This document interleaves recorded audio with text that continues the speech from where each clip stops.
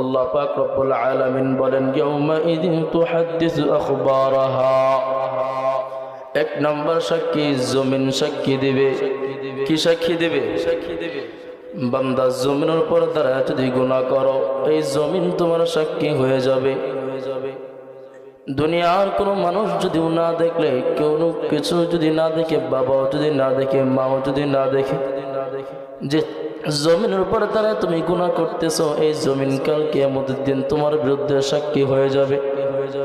এক নম্বর সাক্ষী তাহলে কি?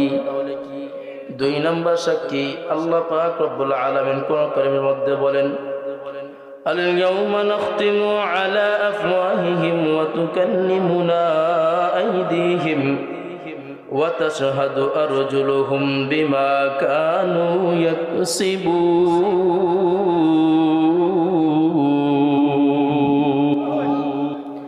আল্লাহ পাক রব্বুল আলামিন কোরআন কারীমের মধ্যে বলেন দুই নম্বর সাক্ষী হলো তোমার পা।